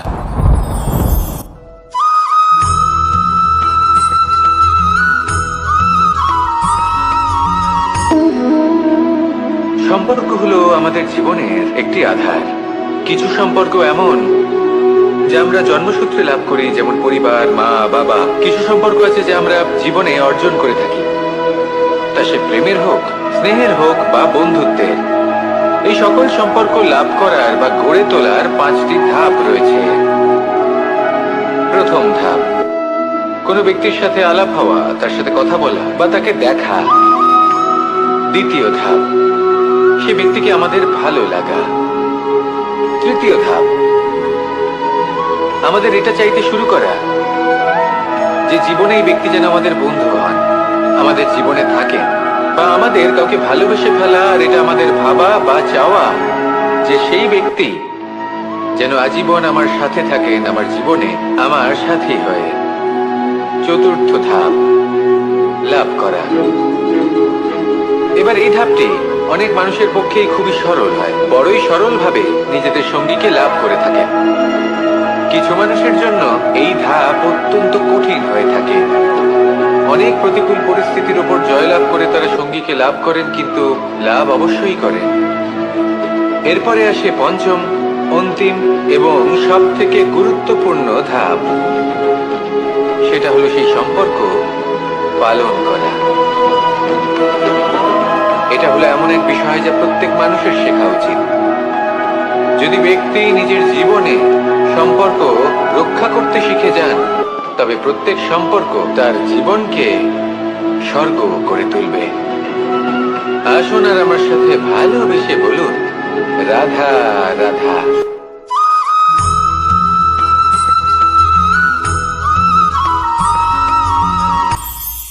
এটা হলো ধান গাছ। এর থেকে যে চাল উৎপন্ন হয় তা মানুষ গ্রহণ করেন।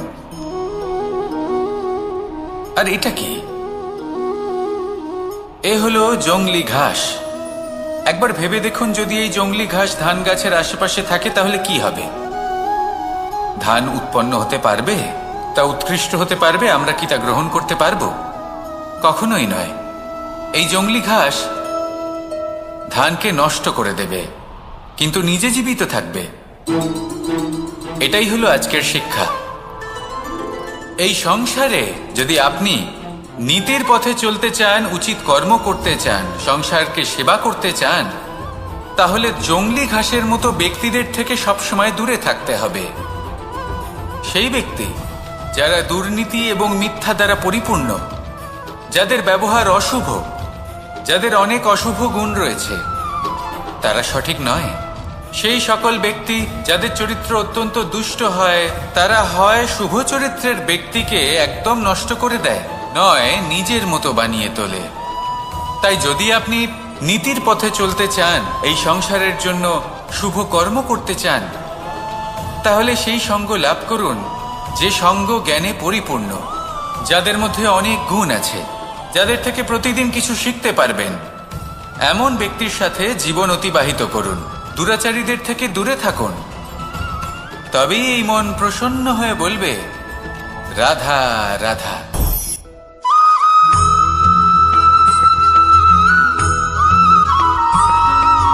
মানুষের একটি সমস্যা আছে যে মানুষ সাফল্যকে মাপতে থাকেন, লক্ষ্যপ্রাপ্তিকে মাপতে থাকেন এবং তার তুলনা করতে থাকেন যে ও এত কিছু পেল আর আমি পেলাম না,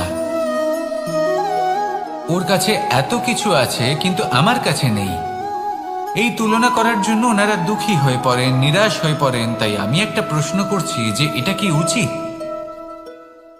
এই সংসারে আপনি কি নিয়ে তুলনা করবেন, যেখানে সূর্যদেব চন্দ্রমা দুজনেই আছেন, দুজনেই হলেন বিশেষ, দুজনেই নিজ নিজ সময়ে উদিত হন।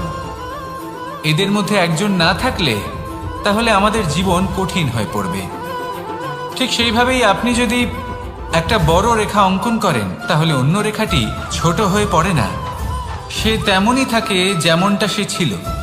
আপনার অস্তিত্ব কখনো ছোট বা বড় হতে পারে না। শুধু তুলনা করার জন্য আপনার এটা মনে হতে পারে।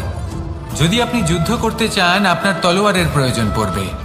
যদি বস্ত্র তৈরি করতে চান, এত বড় তলোয়ার দিয়ে কিছুই হবে না, তখন প্রয়োজন পড়বে একটা ছোট্ট সূচের। তাই তুলনা করবেন না, না নিজেকে ছোট মনে করবেন, না অন্য কাউকে। সবার সাথে সহযোগিতা করুন, আর যদি তুলনা করতেই হয় নিজের সাথে করুন, যে কাল আমি কেমন ব্যক্তি ছিলাম, আজ কি তার থেকে শ্রেষ্ঠ হয়ে উঠতে পেরেছি। ভেবে দেখুন ভবিষ্যতে গিয়ে আপনি কতটা শ্রেষ্ঠ ব্যক্তি হতে পারেন। আসুন আমার সাথে ভালোবেসে বলুন, রাধা রাধা।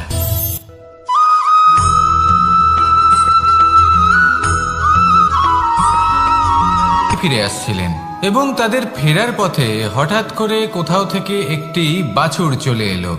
এই দুই বোন ভয়ভীত হয়ে গেলেন, আর তাদের হাত থেকে সেই আটা পড়ে গেল, মাটিতে মিশে গেল।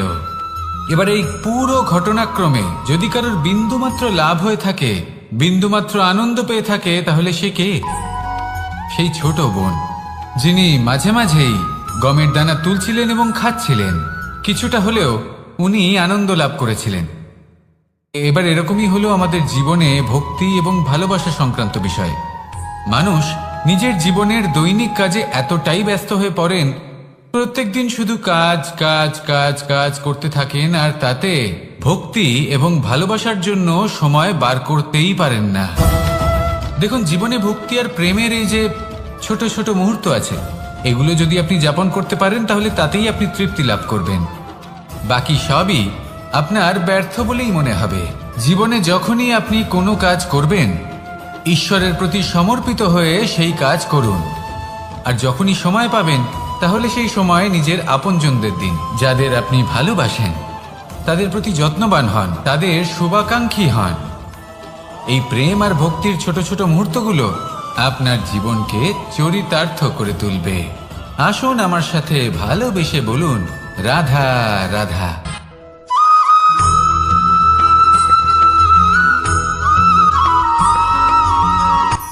এই সংসারে সাফল্য লাভ করার জন্য জ্ঞানের প্রয়োজন হয়, পরিশ্রমের প্রয়োজন হয়, দৃঢ় নিষ্ঠার প্রয়োজন হয়, নিরন্তর চেষ্টা করা প্রয়োজনীয়। কিন্তু আরো কিছু আছে যা অত্যন্ত প্রয়োজনীয় এবং গুরুত্বপূর্ণ। তা হলো ভালো বন্ধু।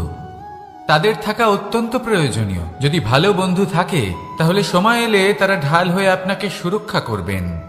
সময় এলে অস্ত্রের মতো শত্রুকে সংহারও করবেন।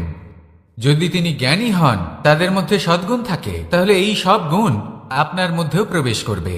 তাহলে সাফল্যের জন্য ভালো বন্ধু পাওয়া অত্যন্ত প্রয়োজনীয়। কিন্তু শুধু বন্ধু কেন, ভালো শত্রুও থাকা প্রয়োজনীয়। এবার আপনি ভাববেন, এ আমি কি বললাম?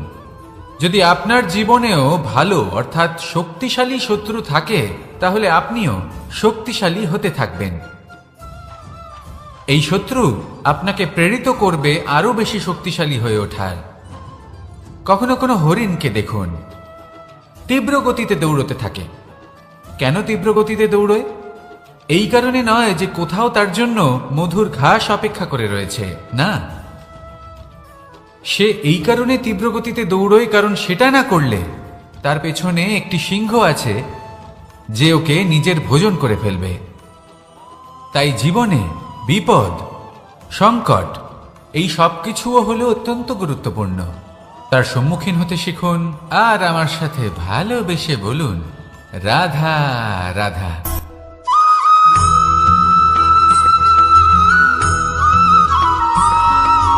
জীবনে অগ্রসর হওয়ার জন্য আমাদের কাকে প্রয়োজন হয়? মাতা পিতা, বন্ধু, প্রেম, সাহায্য, অর্থ, পরিশ্রম, আশা। ভিন্ন ভিন্ন মানুষ ভিন্ন ভিন্ন বিকল্প চয়ন করে। যদি আমি আপনাকে বলি তাহলে জয় আর পরাজয়ের মন্ত্র দুটো শব্দের উপর নির্ভর করে, মেনে নেওয়া আর দৃঢ় হওয়া। যদি মেনে নেন তাহলে হেরে যাবেন, যদি দৃঢ় হন তাহলে নিশ্চিত রূপে জয়ী হবেন। যদি কখনো আপনি ক্লান্ত হয়ে ওঠেন, আপনি দুঃখী হন, পুরোপুরি ভেঙে পড়েছেন, তখন মেনে নেবেন না যে আপনি ভেঙে পড়েছেন, নয়তো হেরে যাবেন। তখন উল্টে স্থির করবেন যে যাই হয়ে যাক না কেন আমি জয়ী হবই। আর আপনি দেখবেন যে জয় নিশ্চিত রূপে আপনার কাছেই আসবে। তাহলে এই কথা মনে রাখবেন আর আমার সাথে ভালোবেসে বলবেন, রাধা রাধা।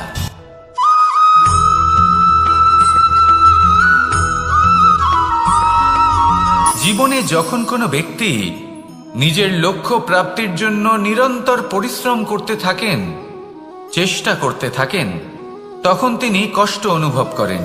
কখনো শারীরিক কষ্ট, কখনো মানসিক কষ্ট। এবার উনি এটা ভাবতে থাকেন যে আমি কি উচিত করছি নাকি অনুচিত করছি। কারণ অন্যদিকে এমন একজন ব্যক্তিও আছেন যিনি একদমই পরিশ্রম চেষ্টা করছেন না। তিনি মদিরা পান করেন, বিলাসিতায় জীবন কাটান, অলস প্রকৃতির হয়ে ওঠেন, নিদ্রাতে বিলীন হয়ে থাকেন আর ভাবেন যে তিনি সুখ লাভ করছেন। কিন্তু এরকম কেন হয়? কারণ যখন আমরা সৎ পথে থাকি, উচিত পথে চলি, লক্ষ্য প্রাপ্ত করার জন্য চেষ্টা করতে থাকি, তখন আমাদের ভেতরে থাকা নেতিবাচক শক্তি এবং পাপ এই দেহকে ত্যাগ করে দেয়। আর এই অনুভূতিটাই আমাদের দুঃখের অনুভূতি দেয়, কষ্ট দেয়। এবার সেখানে যদি আমরা কুপথে চলি, অনুচিত পথে চলতে থাকি, তাহলে আমাদের ভেতরে থাকা পুণ্য এবং ধনাত্মক শক্তি আমাদের দেহ ত্যাগ করে দেয়। আর এই অনুভূতির কারণেই আমরা সুখ অনুভব করি। কিন্তু কখনো ভাববেন যে এই সুখ বেশি সময় পর্যন্ত থাকে না। সেই জন্য সবসময় মনে রাখবেন, যদি আপনি জানেন যে এটাই আপনার লক্ষ্য, এটাই উচিত পথ, শুভ পথ, তাতে নিরন্তরভাবে এগিয়ে যেতে চেষ্টা করতে থাকুন। এই কষ্ট আপনাকে সুখের পরাকাষ্ঠায় কখন পৌঁছে দেবে তা আপনি জানতেই পারবেন না। আসুন আমার সাথে ভালোবেসে বলুন, রাধা রাধা।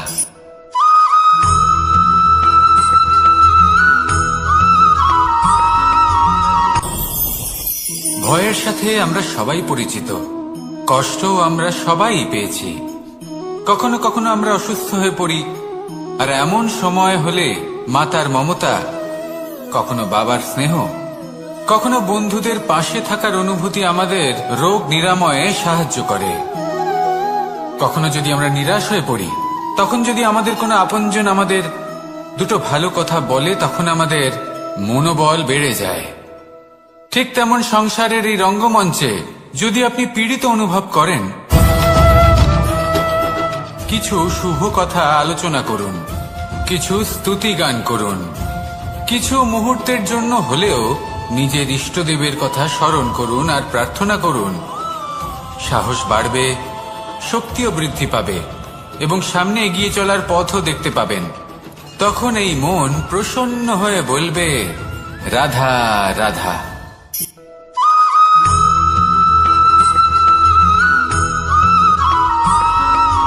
প্রত্যেক মানুষ নিজের জীবনে হীরক তথা হীরে এবং দর্পণ এই দুই দেখেছেন। এই দুই হলো সাদা এবং এরা দুজনেই আলোর প্রতিফলন ঘটায় এবং এরা দুজনেই উজ্জ্বল হয়ে ওঠে। আপনি হয়তো মনে মনে ভাবছেন যে এটা কি ধরনের তুলনা করছি।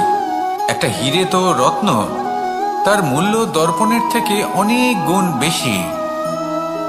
কিন্তু হীরে থাকাতে দর্পণের মূল্য কিন্তু কোনো অংশে কমে যায় না, তাই না?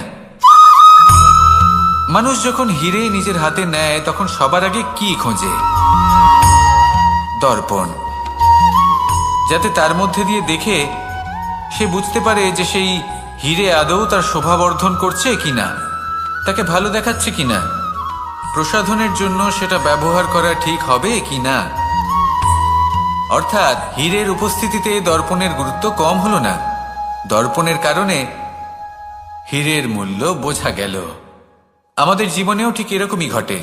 আপনারা যদি সংসারে নিজের আশেপাশে দেখেন, এমন অনেক মানুষ দেখতে পাবেন যারা নিজেদের ক্ষেত্রে মহান স্থানে পৌঁছেছেন, নিপুণ এবং শ্রেষ্ঠ হয়েছেন। আর তাদের মধ্যে আপনার নিজের মনে হয় যেন আপনি হলেন দর্পণ। নিজেকে ছোট মনে করবেন না। আপনার মূল্য কম হচ্ছে না, আপনার নিজস্ব মূল্য আছে। আর যদি আপনার অস্তিত্ব না থাকে তাহলে ওনাদের অস্তিত্বের মূল্য সংসার বুঝতেই পারবে না। জীবনে সবসময় চেষ্টা করবেন যাতে আপনি আরো বেশি শ্রেষ্ঠ হয়ে উঠতে পারেন। আপনি নিজে যে স্থানে আছেন সেটাকে ছোট মনে করবেন না, তারও নিজস্ব একটা মূল্য আছে। যদি আপনি হীরে হয়ে থাকেন তাহলে অহংকার করবেন না, যদি আপনি দর্পণ হয়ে থাকেন তাহলে নিজেকে ছোট মনে করবেন না। আসুন আর আমার সাথে ভালোবেসে বলুন, রাধা রাধা।